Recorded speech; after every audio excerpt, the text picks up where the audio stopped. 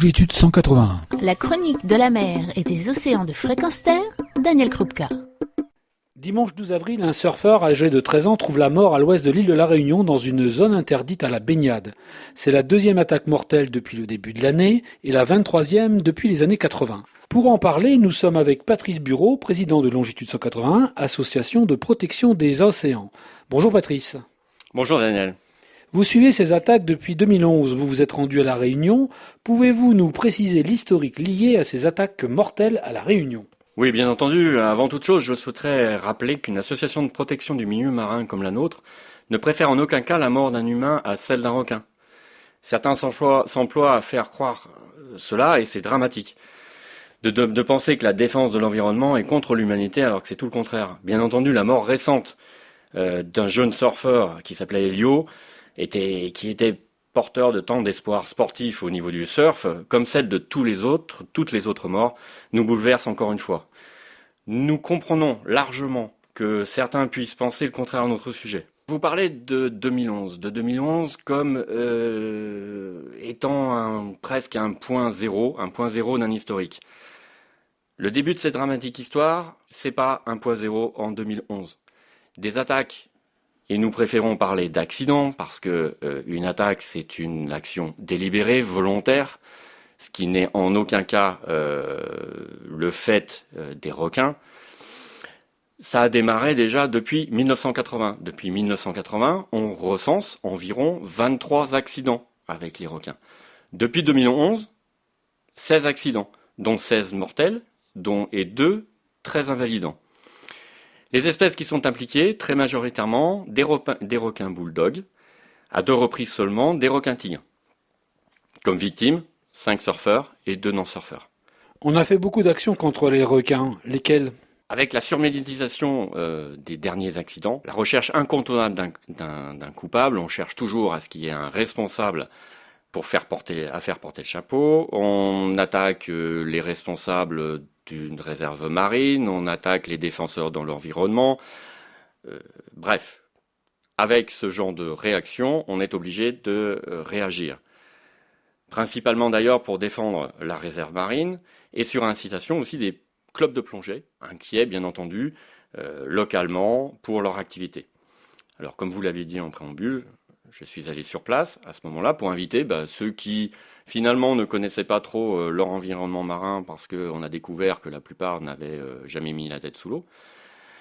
Eh bien combien la surpopulation théorique de requins mangeurs d'hommes était totalement improbable. Peu de volontaires, pas de requins, un lagon atrocement pauvre et de même pour la barrière récifale, mais un séjour où j'ai rencontré toutes les parties de ces crises requins, absolument toutes, pour comprendre. Pour pas faire comme certains d'entre eux qui nous condamnent systématiquement. À partir de ces attaques, on a décidé bien souvent, au niveau préfectoral, de faire des sorties punitives de 72 heures.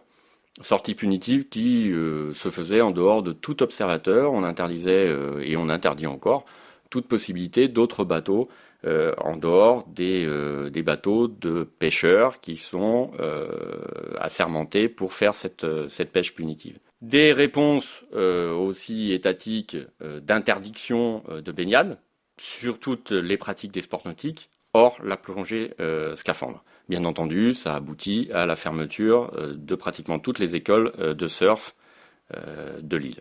On s'est tourné vers les scientifiques pour avoir des réponses. Sont nés à ce moment-là des protocoles plus ou moins basés scientifiquement sur des réalités. Shark, Cap-Requin, pour ne citer 2, largement soutenus par les fonds publics, sans trop se poser d'ailleurs de questions sur les conflits d'intérêts des personnes qui y participaient. Malheureusement, ces protocoles n'ont pas forcément respecté les données de départ, pas de comité scientifique indépendant véritable, plus d'observateurs indépendants à bord des bateaux de pêche, pas de compte-rendu public précis avec traçabilité totale des prises accessoires. Donc aujourd'hui, des dérives dommageables pour tout, et en premier lieu pour les usagers de la mer qui en font les frais. Et puis aussi, on peut parler du nombre, puisqu'on parlait au départ d'une surpopulation de requins, puisqu'il y avait des accidents nombreux. Mais quand on regarde les chiffres des opérations de prélèvement, eh bien on se rend compte que 51 requins ont été prélevés en 2014, soit bien en dessous des objectifs fixés par le préfet en 2013, puisqu'il s'agissait de 90 prises. la surpopulation est loin d'être prouvée. La pêche a attiré énormément de financement pour pouvoir le faire, et l'argent public utilisé à ces fins a atteint à ce jour environ 4 millions d'euros. Pourquoi ces attaques continuent-elles encore alors ? Pourquoi ? Parce que l'argent mis sur la table par les pouvoirs publics n'est pas destiné à financer des études solides en vue de la connaissance. Il ne va pas non plus sur la résolution de causes multiples. Insuffisance ou absence du traitement des eaux sales. Des déchets de poissons jetés au port. Pas de proposition de faire autrement.